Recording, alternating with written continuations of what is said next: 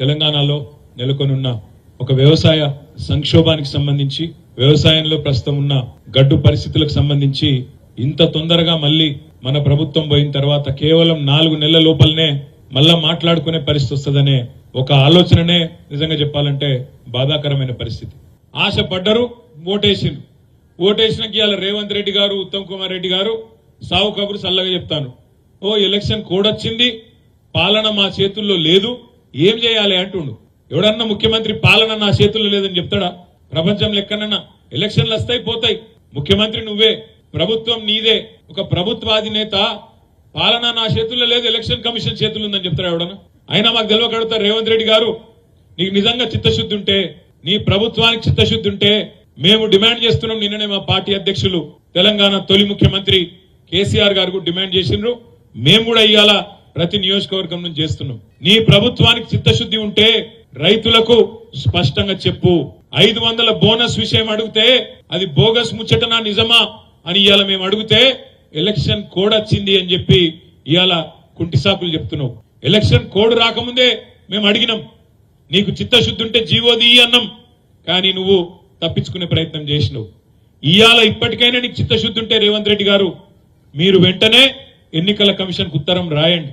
మేము మీలే కాపం. మీరు ఆనాడు అసెంబ్లీ ఎన్నికలప్పుడు మేము రైతు బంధు ఇస్తుంటే మీరు ఉత్తరం రాసి ఆపిన్రు. అయ్యో ఇప్పుడు వేస్తే కేసీఆర్ కోట్లు పడతాయి, ఇప్పుడు ఇయనియద్దు రైతు బంధు అని చెప్పి నీ పార్టీ ఆ రోజు ఎన్నికల కమిషన్ కి చెప్పి రైతు బంధును అడ్డుకున్నది. మేము నీలాగా తిర్రి పనులు చేయం, మీలాగా పిచ్చి పనులు చేయం. నువ్వు రైతులకు ఇయ్యాలా నిజంగా నీకు చిత్తశుద్ధి ఉంటే నీ ప్రభుత్వానికి ఎన్నికల కమిషన్ కు ఉత్తరం రాయి. ఏమని రాయి? మేము 500 బోనస్ ఇయ్యదలుచుకున్నాం. తెలంగాణలో ఇప్పటికే పంట నష్టం జరిగింది, కొన్ని దగ్గర రాళ్ల వానలు పడ్డాయి, వాటి వల్ల ఇప్పటికే రైతులు అవస్థలు ఉన్నారు. కాబట్టి అవస్థల్లో ఉన్న రైతులను ఆదుకునేందుకు నేను ఇచ్చిన మాట ప్రకారం 500 బోనస్ ఇయ్యదలుచుకున్నా అని చెప్పి ఉత్తరం రాయి. మేము కూడా నీకు అవసరమైతే నీ తరపున ఎన్నికల కమిషన్ కు బరాబర్ ఇయ్యాలి అని ఉత్తరం రాస్తాం. నీలాగా అడ్డుకోం. మాట్లాడితే మాత్రం మొగోనువైతే ఇది చేయి, మొగోనువైతే అది చేయి అంటాడు రేవంత్ రెడ్డి. నేను కూడా అడుగుతున్నా, నీ భాషలనే అడుగుతున్నా. మొగోనివే అయితే 2 లక్షల రుణమాఫీ చెయ్యి నువ్వు ఇచ్చిన మాట ప్రకారం అనే మాట డిమాండ్ చేస్తున్నా. మొగోనివైతే 500 బోనస్ ఇస్తాను కదా, ఇచ్చి చూపెట్టు దమ్ముంటే, అప్పుడు మొగోడు అని ఒప్పుకుంటాం. మొగోనివైతే మా ఆడబిడ్డలకు మాట ఇచ్చినావు, నెలకు 2500 ఇస్తా అని చెప్పినావు. మహాలక్ష్మి అన్నావు, 1,67,00,000 మంది ఆడబిడ్డలు ఎదురు చూస్తాను.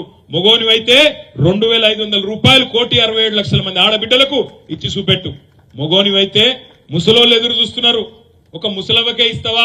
ముసలయ్య గుడి ఇవ్వాలి, 2,000 కాదు 4,000 ఇస్తా, ఇంట్లో ఒక్కరికి కాదు ఇద్దరికి ఇస్తా నరికినావు కదా, ఈ 8,000 రూపాయలు ఎక్కడెక్కడైతే ముసలోళ్ళు ఉన్నారో ఇంటింటికి మొగోనివైతే ఈ పని చేయి.